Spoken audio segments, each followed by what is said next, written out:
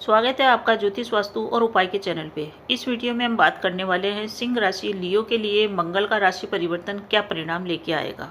मंगल ने 23 अप्रैल को राशि परिवर्तन कर लिया है और ये मीन राशि में आ चुके हैं। यहाँ पे राहु देव पहले से उपस्थित हैं और बुध भी हैं। तो क्या परिणाम देगा मंगल राहु और बुध की युति का। मंगल और राहु जब भी एक संग होते हैं एक खतरनाक योग का निर्माण करते हैं जो होता है अंगारक योग। इस योग के अंदर कोई भी शुभ कार्य नहीं किए जाते हैं और कोई भी महत्वपूर्ण निर्णय भी नहीं लिया जाता है, क्योंकि राहु एक एनर्जी है बहुत ज़बरदस्त, एक हवा है और मंगल है आग का गोला। तो आग के गोलों को जब हवा मिलेगी तो वो अंगारा बन जाएगा और ज़्यादा भड़क उठेगा और ज़्यादा तेज़ी से अपनी आग को फैलाएगा। और कहाँ जा रहे हैं, जल की राशि मीन में। तो जल की राशि मीन में आग का गोला गिर रहा है। बहुत ही सावधानी के साथ निकलने वाला ये टाइम रहेगा। इसमें आपको बहुत सावधानी रखनी है, क्योंकि सभी राशि वालों के मन में चिड़चिड़ापन, क्रोध की अधिकता इसके अंदर रहेगी, क्योंकि मंगल और राहु के अंदर एक जबरदस्त एनर्जी जो पैदा होगी वो परेशानियों का कारण बनेगी।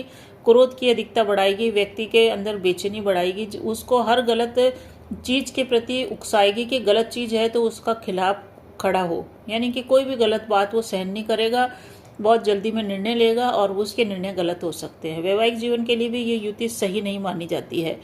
इस वीडियो में हम बात करते हैं कि सिंह राशि सिंह लग्न वालों के लिए क्या परिणाम देगा। ये लग्न के आधार पर आप देखेंगे तो ज़्यादा सटीक बैठेगा और राशि के हिसाब से भी अगर देखेंगे तो 70% तक लागू होएगा। सिंह राशि मान सम्मान की राशि है, शासन सत्ता की राशि है और बहुत ही विनम्र स्वभाव की राशि होती है, परंतु जब गरजती है तो ज़बरदस्त तरीके से गरजती है, चुप रहती है जब तक ही चुप और शांत। आप देख लो इसको। बाकी ये चुप है इसका मतलब ये नहीं है कि ये सभी चीज़ आपकी बर्दाश्त कर लेगी। इन लोगों के लिए मंगल देव है, इनके 9th भाव के लॉर्ड होते हैं और 4th भाव के लॉर्ड होते हैं। 9th भाव होता है हमारे भाग्य का, हमारी किस्मत का, और 4th भाव होता है हमारे सुख का, भूमि भवन वाहन का। इनके स्वामी बनते हैं मंगल, और वो मंगल जा रहे हैं आपके 8वें भाव के अंदर। 8वें भाव में मंगल राहु की युति बहुत ही खतरनाक मानी जाती है ज्योतिषीय आधार पे। तो सिंह राशि वालों के लिए और सिंह लग्न वालों के दाम्पत्य जीवन में इस समय थोड़ी सी प्रॉब्लम आ सकती है। आपका दाम्पत्य जीवन कितना भी सुखी क्यों न हो, इस समय आपके मतभेद उभर के आ सकते हैं, और वो वाणी के कारण, क्योंकि आपकी वाणी में और आपके जीवनसाथी की वाणी में क्रोध की अधिकता बढ़ जाएगी। वो दोनों ही, आप दोनों ही एक दूसरे की कही गई बातों को बर्दाश्त नहीं कर पाएंगे। किसी ने थोड़ा सा बोल दिया तो वो चुप जाएगा, तो इस कारण से दाम्पत्य जीवन में परेशानी आएगी। अपनी वाणी पे संयम रखें, और वैसे भी अपने व्यवहार में आप संयम रखेंगे तो बढ़िया रहेगा। बाकी स्वास्थ्य के हिसाब से भी ये युति बढ़िया नहीं है। अष्टम घर हमारे भाव होता है, आयु का भाव होता है और छुपा हुआ भाव होता है। इस कारण से पेट से संबंधित प्रॉब्लम, ब्लड प्रेशर और हार्ट से संबंधित प्रॉब्लम बहुत से सिंह राशि वाले जातकों को इस समय पैदा होगी, और जिन लोगों को पहले से प्रॉब्लम है उनके और ज़्यादा प्रॉब्लम होने की संभावना है। एक्सीडेंट का योग भी बना हुआ है। अष्टम घर में मंगल आता है तो वैसे भी एक्सीडेंट का योग बन जाता है, और मंगल के संग राहु आके अंगारक विस्फोटात्मक स्थितियों का निर्माण कर रहा है। बहुत ही सावधानी के साथ आपको अपनी गाड़ी को ड्राइव करना चाहिए, स्पीड पे नियंत्रण बना के चलना चाहिए। किसी भी प्रकार का, अगर आप खुद वाहन चला रहे हैं, खुद गाड़ी चला रहे हैं, तो आवेश में न आए, क्योंकि स्थितियाँ परिस्थितियाँ सामने से इस टाइप की आएगी कि आप आवेश में, क्रोध में आएंगे और उसी हिसाब से आप गाड़ी चलाएंगे तो एक्सीडेंट का डर बना हुआ है। शरीर के निचले हिस्से में, नाभि से निचले हिस्से में, पाँवों तक में चोट लगने का योग बना हुआ है। आपको बहुत सावधानी के साथ चलना है। अगर घर के अंदर पालतू जानवर हैं तो उनसे भी आप बच के रहें। इस समय करीबी लोगों से आपके विचार नहीं मिलेंगे। करीबी लोग आपसे विचार मतभेद करेंगे, और आपके आसपास के करीबी लोग, चाहे आपके वर्क प्लेस पे हो, आपके परिवार में हो, आपके व्यापार स्थल पे हो, सभी से आपके विचार मिलेंगे नहीं, मतभेद स्थापित रहेगा। इसे आप ये मान के चलिए कि ग्रह नक्षत्रों का ही कमाल है। 7 जून तक का टाइम निकाल दें। अब एक चीज़ और है कि ये जो युति होगी राहु और मंगल की, तो जैसे जैसे राहु और मंगल एक दूसरे के पास आते जाएंगे तो ये युति और ज़्यादा खतरनाक हो जाएगी, क्योंकि राहु तो उल्टे चलते हैं, मंगल सीधे चलते हैं। तो एक पॉइंट ऐसा आएगा जब ये दोनों काफ़ी करीब होंगे, और फिर इस अंगारे को, मंगल को, आग को हवा का झोंका मिलेगा और वो और ज़्यादा भड़केगा। वो टाइम आप नोट कर लीजिए। 11 मई से स्टार्ट होएगा बेहद नकारात्मक टाइम, जो 23 मई तक चलेगा। इस समय आपको विशेष करके वाहन सावधानी से चलाना है, कोई भी महत्वपूर्ण आर्थिक फैसला अगर आप लेने जा रहे हैं तो उसमें नुकसान संभव है, इसलिए हो सके तो सबसे बढ़िया तो ये है कि आप इस फैसले को टाल ही दें, कम से कम 2 जून या 7 जून तक के लिए।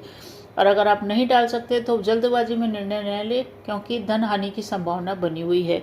भाग्य भंग का योग बन रहा है कि भाग्य का जो मालिक है वो आपके भाग्य से 12वें घर में चले गया, तो भाग्य भंग योग बना हुआ है, इसलिए भाग्य के भरोसे न रहे, क्योंकि भाग्य स्वयं आपके भरोसे बैठा है।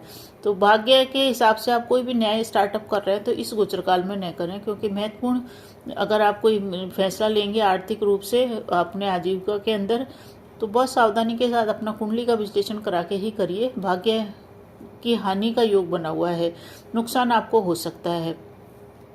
इस समय आपकी एनर्जी भी काफ़ी लो रहेगी, क्योंकि आपकी आय जो होगी वो एकदम से बढ़ेगी नहीं, आय में स्थिरता रहेगी, आय हो सकता कम भी हो, और आप आशा कर रहे हो कि आप बहुत अच्छा मुनाफा, बहुत अच्छा पैसा इस गोचर काल में कमा लेंगे। इसलिए आपकी एनर्जी थोड़ी सी लो रहेगी। आपको योगा मेडिटेशन करना चाहिए और अपने खान पान के ऊपर ध्यान देना चाहिए। कलह विवाद का डर बना हुआ है, जो लोग लव एंड रिलेशनशिप में चल रहे हैं वहाँ पे शक हो सकता है, थर्ड पार्टी के कारण भी हो सकता है। आपको ऐसा लगेगा कि आपके संग धोखा संभव है, तो इस कारण से लव एंड रिलेशनशिप वालों को अपने रिलेशन के अंदर से मिसअंडरस्टैंडिंग को निकाल के चलना पड़ेगा। और जो लोग विदेश से संबंधित काम कारोबार में है, विदेश जाना चाहते हैं, हायर एजुकेशन के लिए जाना चाहते हैं, या विदेश में कोई कार्य के लिए जाना चाहते हैं, उनको विशेष सावधानी रखनी है अपने वीज़ा से संबंधित कागजात में।